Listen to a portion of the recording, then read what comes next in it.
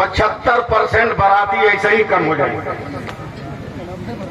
अब इस 75% बचे हुए बारातियों को मस्जिद के इमाम के हवाले कर दो, ताकि उनको वो नमाज पढ़ाना सिखा दे, ताकि अगली बारात में वो शिरकत कर सके।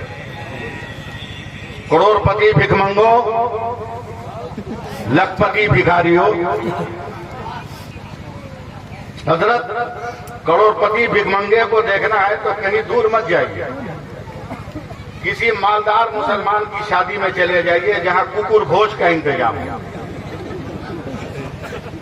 जैसे जिसको अभी बफर सिस्टम ये बोल गए, ये जिसको बफर सिस्टम बोल गए, कुकुर भोज है ना, खड़े खड़े करोड़पति है, प्लेट लेके घूम रहा है, एक पूरी दे दो, एक चाप दे दो, एक रसगुल्ला दे दो।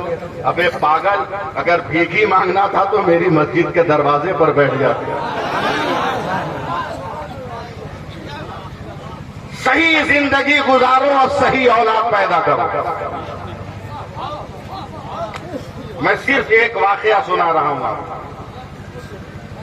सही जिंदगी गुजारो, सही औलाद पैदा करो, समझे? ताड़ी और शराब के नशे में औलाद मत पैदा करो, वरना तुम्हारे जनाजे को वो कंधा देने के लायक भी नहीं रहेंगे। कम से कम ऐसे बच्चे और बच्चियों को पैदा करो जो 3 मरतबा सूरे अखलास पढ़कर तेरी कब्र पर खड़े होकर तेरे लिए दुआई मग़फ़िरत करें। मैं एक वाकया बली भाई साहब सुना रहा हूं। बसरा शहर में एक जज है जिसकी बीवी का इंतकाल हो गया, औलाद में सिर्फ एक लड़की है। दोपहर का खाना खा रहा था, देखा लड़की जवान हो गई है, रिश्ता खोजना चाहिए। बचपन से लेकर अब तक जो उस लड़की का किरदार है, उसके आईने में लड़का तलाश कर रहा है। शहर शहर, गांव गांव, जवाब जवाब। 2 महीने के बाद उदास बैठा रो रहा है। बेटी ने कहा, अब्बा क्यों परेशान है? कहा, बेटा तेरे लिए मैं रिश्ता खोज रहा हूं, मगर तेरे जोड़ का रिश्ता मिल नहीं रहा। लड़की ने अदब से सर झुकाकर कहा, परेशान क्यों होते हैं, घर ही से शुरू कीजिए। तवज्जो दिया। 2 मिनट में नारा भी लगवा सकता हूं, मगर मैं वो काम करने नहीं आया हूं। नारा लगवाने नहीं आया हूं, बदमाशों का नारा खुलवाने आया हूं।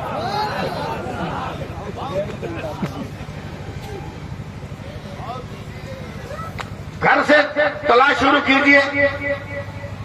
हफ्ता 2 हफ्ते के बाद खानदान के एक फर्द को उसने टच किया, फिर रोते हुए कहा, बेटी मैंने सबको देख लिया मगर तेरे मेयार का नहीं।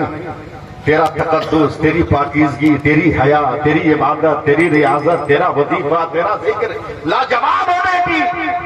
बाप को इतना फख्र होना चाहिए अपनी बेटी पर। मगर मोबाइल दे दिया, 6 इंच का छोड़ दिया, बस में जा कॉलेज में। हमें पता भी नहीं है कि वो बेटी कहां उतर कर मोबाइल पर क्या कर रही है, एहसास तक नहीं है। ये एहसास करना होगा।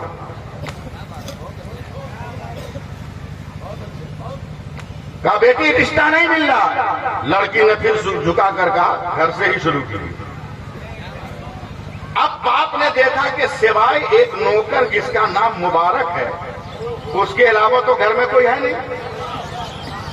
अब जब मुबारक को अपने टारगेट पे रखा तो लड़की की इबादतों, रियाजतों से, मुजाहिदे से चूर में चूर मिलता चला गया।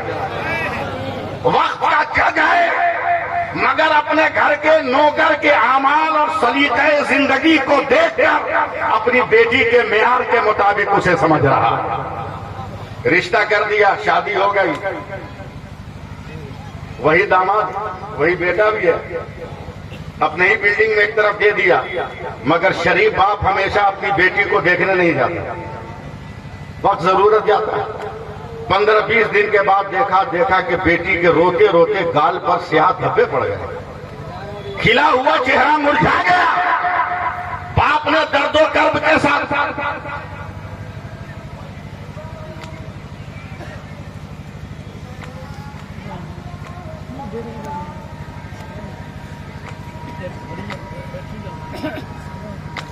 एक जरूरी ऐलान सुन ले। ये जलसा खत्म होने के बाद 2:45 बजे मदरसा के सेहन में जमात के साथ जोहर की नमाज अदा की जाएगी। मस्जिद का एक वक्त मुतय्यन होता है, वहां होने दीजिए, मगर जितने सामीन हैं आप बैठिए। 3:20 तक जोहर का वक्त है। 2:45 बजे जमात होगी, 2:30 बजे जलसा खत्म होगा। 15 मिनट में वजू करके फारिग हो जाएंगे हम लोग। ठीक है, नमाज पढ़ के जाना है ना, तो हाथ उठाइए सब लोग, क्या नमाज पढ़ के ही जाएंगे। हाँ, और चलिए जोर से सुभान अल्लाह कह दीजिए। बीच में कट गया जुमला, जरा आप लोग हमको जिंदा कर दीजिएगा। शादी के 15-20 दिन के बाद बाप बेटी के घर गया, देखा रोते रोते चेहरे पे दाग पड़ गया। क्या बेटा तुम खुश नहीं हो? तेरी मर्जी से मैंने निकाह किया था, शादी किया था। कहा अब्बा सब ठीक है, पता नहीं क्यों शादी को इतने दिन हो गए, शौहर अब तक मेरे घर में आई नहीं। जज है गुस्से में लाल पीला का मुबारक, तेरी पसंद से मैंने अपनी बेटी से तेरा निकाह किया था। क्या खराबी है मेरी बेटी में कि तू अब तक ने मेरी बेटी के घर नहीं किया? जवाब सुनो मुर्गिया चक सीतामढ़ी वालों। नौकर दामाद ने कहा सरकार माफ कीजिएगा, आप जज हैं, हो सकता है कभी आंख दबाकर किसी हक वाले के खिलाफ आपने फैसला कर दिया। आपकी तनख्वाह में मुझे शक है कि कहीं हराम की कमाई तो नहीं, और हराम की कमाई से खाया हुआ लुकमा जब पेट में दाखिल होता है और उससे जो लहू बनता है, उसको निकलने के लिए कम से कम 40 दिन चाहिए कि मुसलसल हलाल खुराक खिलाई जाए। मैं अभी बीवी के पास न जाऊंगा, शक है कि हराम खून उसकी रगों में है, मेरी औलाद पाक साफ नहीं होगी। पहले 40 दिन हलाल खुराक खिलाऊंगा, तब अपनी बीवी के करीब जाऊंगा। 40 दिन के बाद गए तो जब बेटा पैदा हुआ तो वही दुनिया तसव्वुफ साहिबा हजरत अब्दुल्लाह बिन मुबारक। नारे तकबीर, नारे रिसालत, तहरीके बेदारी। और हमें हुकूमत लॉलीपॉप न दे। कितना इम्तिहान लोगे बे हमारा, कितना आजमाओगे हमारा?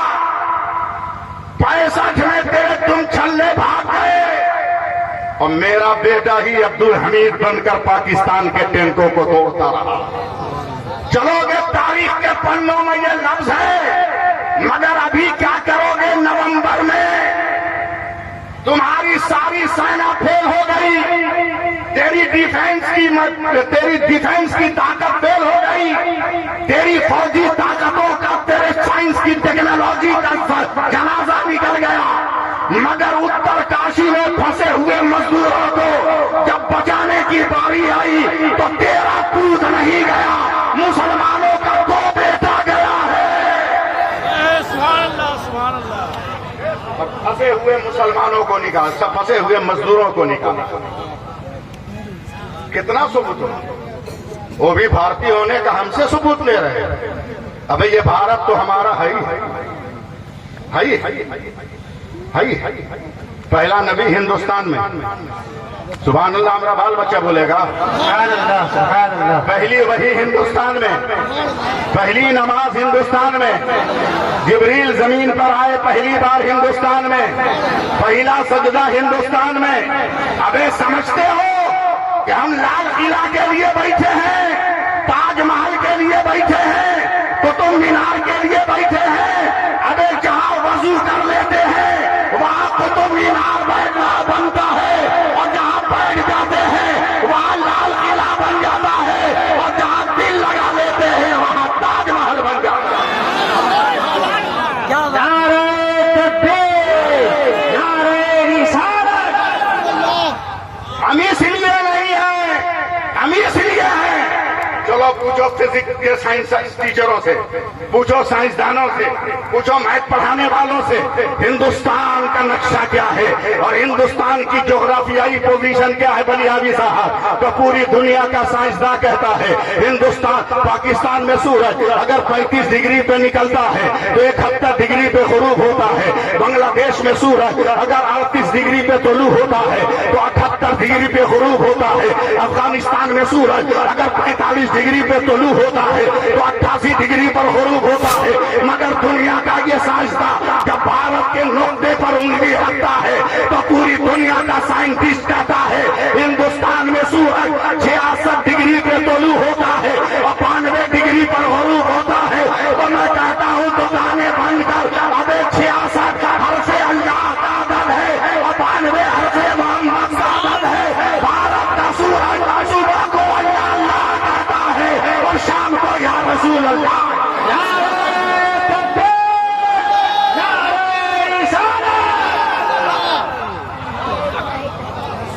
एक मंगो,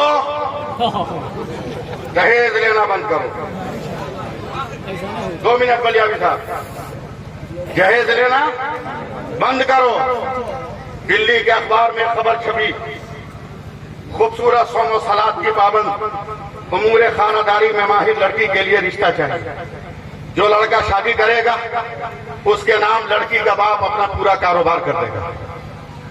अखबार में खबर छपी, सुबह एक से एक डिजाइन वाले लड़के खड़े हो गए लाइन लगा, फटा हुआ जीन्स, ये भी एक फैशन की निशानी है ना, है?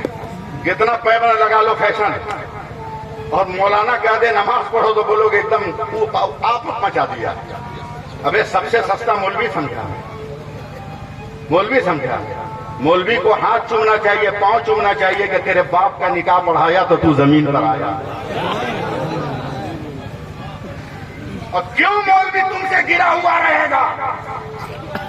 तवज्जो दे जरा बलियावी साहब, तुम ज्यादा से ज्यादा चौकीदार के वारिस होगे, जमींदार के वारिस होगे, थानेदार के वारिस होगे, मगर नहीं ये जमींदार के वारिस हैं। मेरे नबी कहते हैं ये उलमा नबियों के वारिस हैं। सुभान अल्लाह। इनको समझो। दिल्ली में खबर छपी, भिखमंगे लग गए, शादी हो गई सेलेक्ट करके। 10 दिन के बाद बलियावी साहब, शौहर अपनी बीवी से कहता बेगम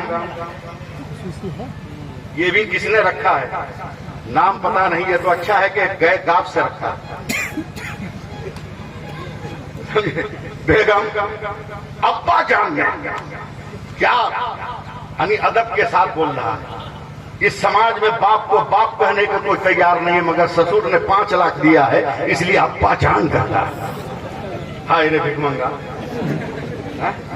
अब्बा जान ने बिजनेस ट्रांसफर नहीं किया, क्या तुमने मांगा ही नहीं, मांगो।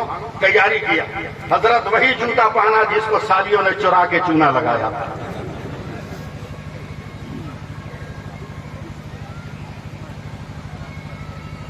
शुक्रिया,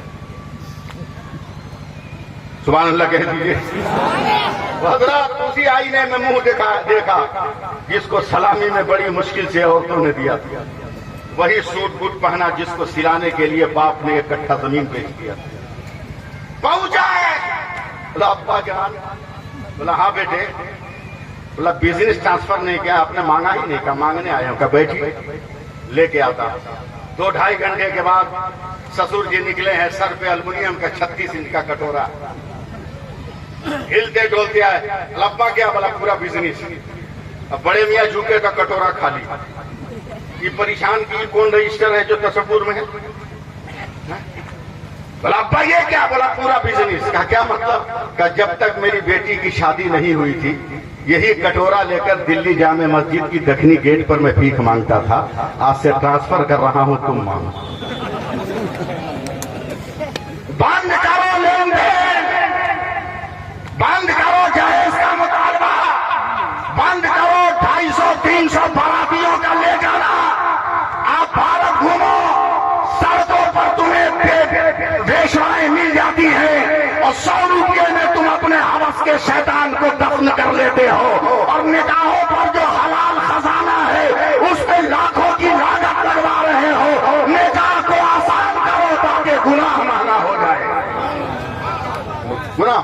बस आखिरी बात सुन लीजिए, आखिरी बात।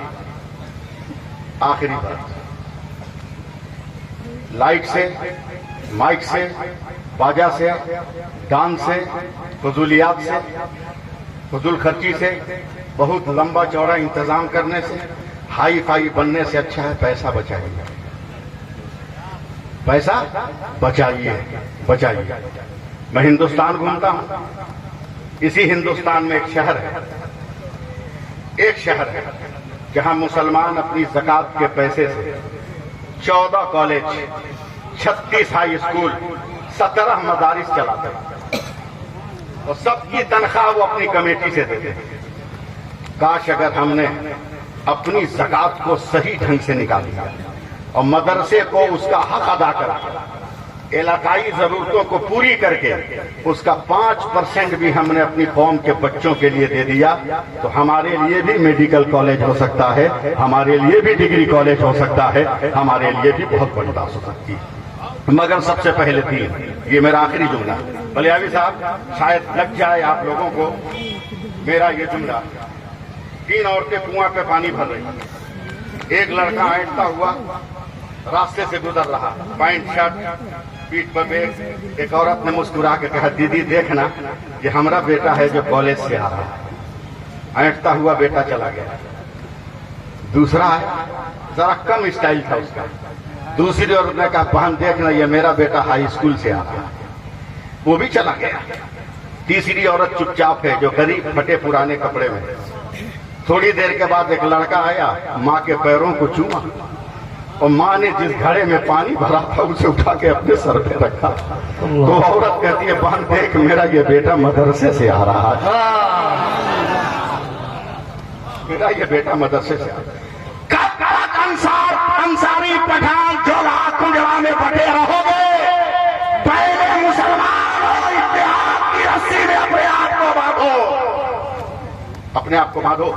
वरना याद रखो, एक शेर जब जंगल में बूढ़ा हो गया, जवान शेरों ने बाइकाट कर दिया। कुछ दिन के बाद भूखा बूढ़ा शेर निकल गया जंगल से बाहर, गांव के सारे कुत्तों ने घेर लिया, क्या यही है जो हमारे बाप दादा को खाया। घर के लगे काटने ही वाले थे कि जिन शेरों ने बाइकाट किया था बूढ़े को, उसको दौड़े हैं जंगल से बाहर और कुत्तों को मार काट के भमोड़ के भगा दिया। बूढ़ा कुत्ता रो रहा है, नौजवानों ने कहा चलिए चचा, तो बूढ़े ने रोकर कहा, बेटा तूने तो हमारा बाइकाट कर दिया था, फिर मेरी जान कैसे बचाई। तो नौजवान शेरों ने कहा, चाचा आपस में जितना झगड़ना होगा झगड़ लेंगे, मगर जब कौम के वकार का मसला होगा हम खानदान नहीं देखेंगे, हम अपने वकार का मसला देखेंगे, वकार का मसला देखेंगे।